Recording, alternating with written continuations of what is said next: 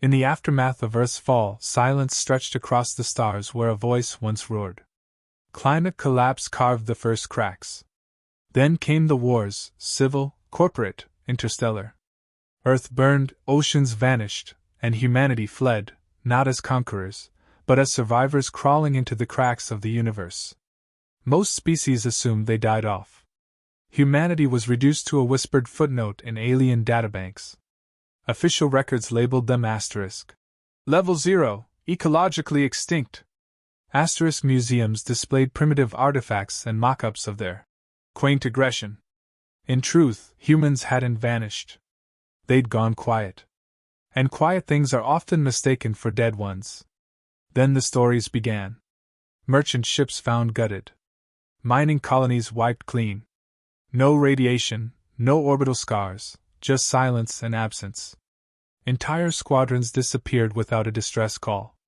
Witnesses spoke of shadows, of haunting voices in forgotten dialects, and of tactics that felt personal. It was then that the classification changed. A second tag appeared beneath their extinction level, asterisk.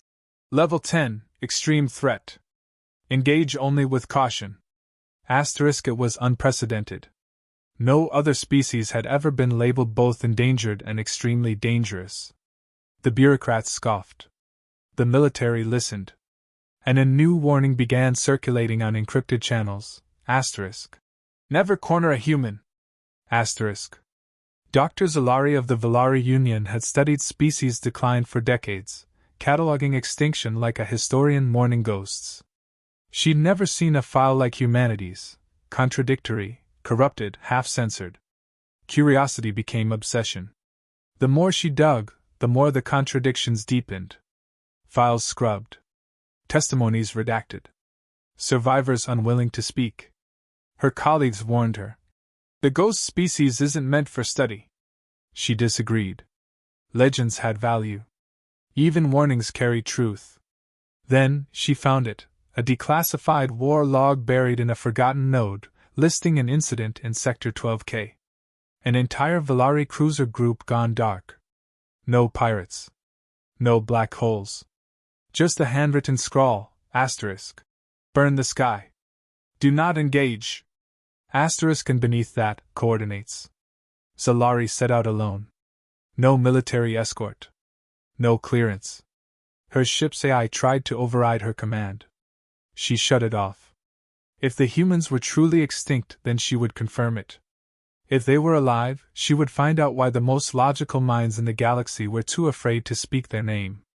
As her vessel drifted into the silence of Sector 12K, she felt the stillness settle on her. Not peace, but the feeling of something ancient watching. Something that had survived too much to be called lucky.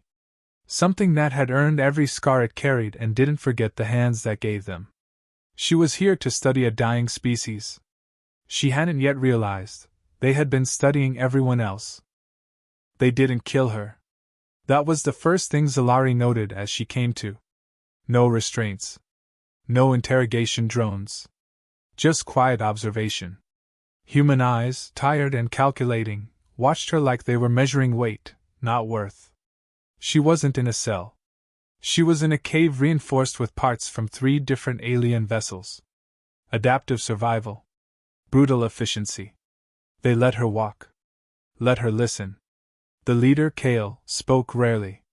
When he did, it was without wasted syllables. You're not here for rescue.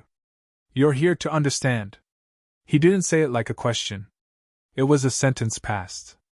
The humans she met weren't what she'd expected. They weren't wild. They were focused. Disconnected from comfort. Children learned encryption alongside target tracking. The elderly weren't retired, they were instructors. Every moment was sharpened for use. She asked why? Kale answered. Because forgetting is what got us here. We remember now. All of it.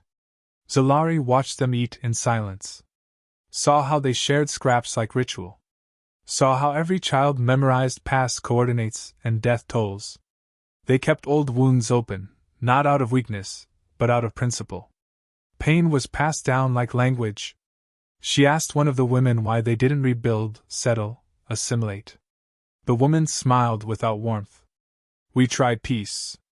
They called it submission. We tried hiding. They called it eradication. Now we survive, and they call it aggression. One child approached Solari, offered her a data shard. A recording of what they called First Fire. A young Earth colony sterilized by orbital strike. Unarmed. Compliant. Every broadcast begging for mercy went unanswered. The final transmission was one word, asterisk. Remember. Asterisk. Solari asked Kale if revenge drove them. He shook his head. Revenge is emotional. This is arithmetic. They made us rare. Now we're dangerous. That's the math. She started to understand. Humans weren't a mistake of evolution. They were evolution under pressure. They adapted not in centuries, but in suffering. They absorbed terror, processed it, and returned it with calculated force. Not mindless rage. Cold, strategic violence. Solari tried to challenge their methods. There are protocols for war. Kale didn't even look at her. You're quoting law at ghosts.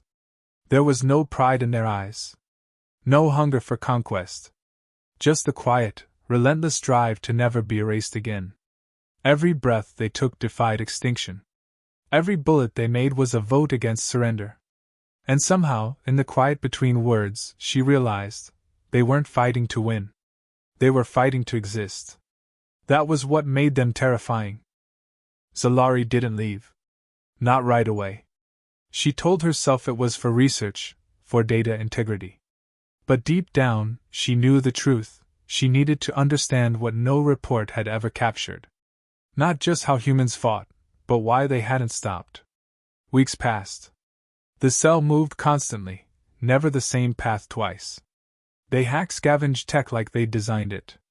Weapons built from alien scrap, tactics stolen and perfected. Every raid was surgical. In and out. Leave confusion. Never signatures. She saw them intercept a Trilari slave transport. No hesitation. No broadcast. By the time the guards realized, the humans had already moved through the hull like shadows. They freed the captives, stole only what they needed, and vanished before reinforcements arrived. It wasn't chaos. It was controlled disruption. Solari asked Kale why they risked it. He said, "Slaves remember who freed them. Reputation wasn't an accident. It was a weapon.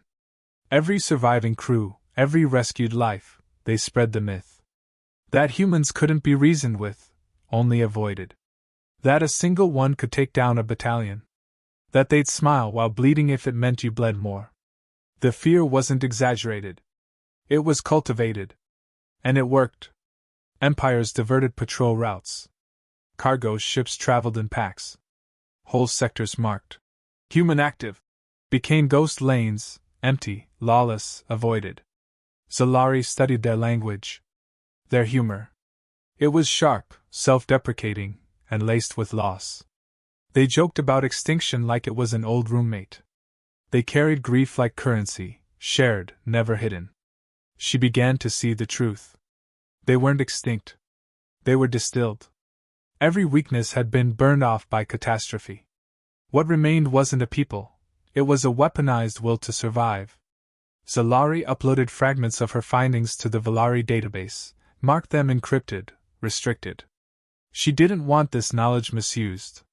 But her presence had changed something. Kale confronted her. "You're not just watching anymore." She didn't deny it. There were no speeches. No recruitment. Just one night, she stopped transmitting. Burned her clearance. Changed her name. Not because she believed in war. Because she saw what happened when peace pretended humans were gone. And she knew the galaxy wasn't ready for what came next. The Valari came first. They thought the humans had gone soft, deluded by years in hiding. Their assault was swift: drones, orbital strikes, biochemical clouds. Standard tactics. Effective against most. But not against extinction survivors. Solari watched from a repurposed comm station as the Valari fleet blacked out mid-broadcast. One by one. No distress calls. No counterattacks. Just absence. She asked Kale what they'd done. He said, "We didn't fight them. We just gave them what they feared they'd see." Valari troops found cities that shouldn't exist. Shadows moved in impossible patterns. Tech glitched, signals bent, ships tore themselves apart trying to target what wasn't there. Psychological warfare. They'd weaponized reputation, leaned into myth. The humans had become their own kind of virus, spreading panic faster than plasma. Other empires took note. Councils met. Alliances formed. Restraint was recommended. But fear is louder than wisdom. They sent fleets. The humans didn't win through numbers. They won by making the cost of pursuit too high. Sabotage, infiltration, misinformation. They let paranoia rot the enemy from the inside. Factions broke apart. Commanders turned on each other.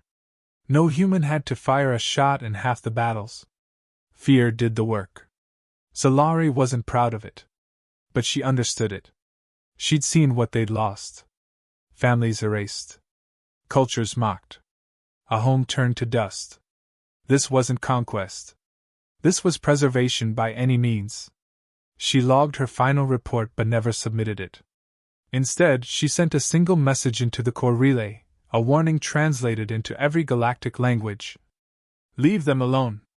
Not because they're strong, but because they're the last thing you want cornered. That message spread faster than policy ever could. Soon after, humanity disappeared again, not from defeat, but by choice. No known settlements. No traceable signatures. They dissolved into rumor. Ghosts once more. But every empire now had protocols. Training drills. Emergency contingencies labeled asterisk. Human contact, containment only. Asterisk. In museums, the old labels were quietly changed. Species, Homo sapiens. Status, endangered. Threat level, apex. Do not engage. Asterisk asterisk. Some say they still walk among us, rare, hidden, watching. Not because they seek revenge. Because they remember what forgetting cost them.